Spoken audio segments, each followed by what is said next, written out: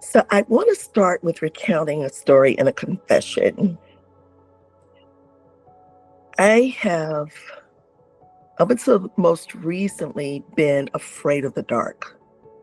And I don't just mean like, oh no, the lights are out or the power went out. Somebody help. I mean like claustrophobic, extreme anxiety, where my heart starts beating out of my chest and I start running into walls and people can't contain me because I am frantic, because I can't breathe. I can't see the light. And in my mind and in my body, everything is shutting down and death is just a moment away. I just feel that afraid. So darkness has been my enemy. Even to this day, I keep several flashlights on hand. A flashlight at my bedside, a flashlight in my purse, batteries everywhere, because I just have to be prepared. I just have to be able to create light. Now, this started innocently enough because I actually was playing with puzzles as a 3-year-old, and I wanted to be secluded. But somehow, I took myself into a closet, and I'm not sure how, but the door closed and was locked. And my maternal grandmother, who was my caregiver as my mom and dad were at work, realized that I was in the closet. Some of this escapes me, so I'm just sort of putting the pieces together as I imagine rationally that must have happened, but I'm pretty sure I lost it. And I'm like the 3-year-old who's trapped in this closet in the dark, waiting for my parents to come back from at least a 20-minute or 30-minute drive to get back to me and get back into the light. It's traumatic. It was devastating. It was so frightening that I couldn't imagine that I was going to make it out of there. I don't know what happened to me, but it left a deep, deep wound. It left a wound of fear, of darkness, of fear of being alone, of fear of being abandoned, of fear of no one coming to help me, of fear of no safety, of fear of no one being there when I call their names. And it's shown up in my life in so many ways. It's my little piece of the trauma. It's one of my many pieces of trauma that feed into the collective trauma that so many of us experience.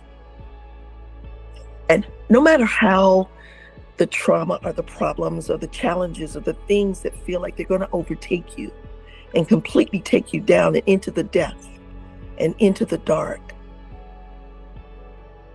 there is a darkness there. There is a wound there. There's a cave that you go deep into and that you're not sure you're ever going to come out of. And whatever you've experienced, somehow darkness can be associated with it. And you just don't know if you'll ever see light again, if you'll ever breathe again. And so you look for ways to cope with it. I mean, I've got my flashlights. But what if the power grid goes out everywhere and the battery life goes out? I mean, what do you do? At some point, I think you have to trust that external light is really not what's keeping you going. The external light is really not the source of what will heal you. It's an internal light. And so as I'm working with and coping on dealing with this fear of the external darkness, I'm working on my internal capacity to trust the light within. And so as I do that, I actually see little practices and results of this, because if you've ever really allowed yourself to close your eyes in the dark and you see it's really pitch black when you open them, if you just sit with it and just breathe, in moments you will start to see little glimpses of light. Your eyes will adjust to the darkness that's around you, the external darkness. and you begin to breathe and you go, oh, there is light. But that same adjustment that our eyes take to the external darkness, our soul takes internally. And it begins to examine the things that have traumatized us, that have made us fear nobody's coming, nobody cares, nobody's going to rescue us, and we're not safe. And deep inside, the soul is working to mend all of the little breaks and the fractures and the ruptures that have created the huge traumas in our lives. And if we stand arm in arm with those around us, we see that there's this big cavernous open space, this great abyss of desperation, of darkness that's deep within. And if we open our eyes and look externally, we see that same darkness, because in this climate that we're in right now, that's how it looks. Everything outside is dark. Everything is being erased and everything is being taken away, and there's nowhere to be safe anymore. And if we haven't done the internal work of mending with the soul and letting the heart do the stitching and letting the work happen within us, then when we open our eyes, it still feels very desperate, feels very scary, and it looks very hopelessly dark.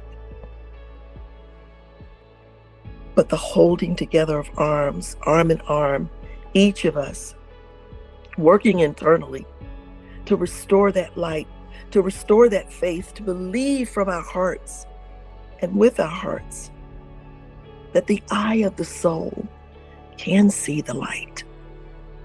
The eye of the heart can actually pierce through the darkness, can actually mend the collective trauma that we all feel, can actually kneel in prayer, can actually bow our heads, believing with everything that we've got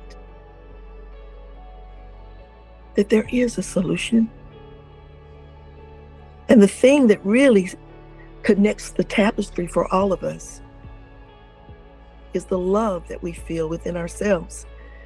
Because the love is the piece that runs like a thread throughout our bodies, connecting our souls, one soul at a time, until the collective soul is one.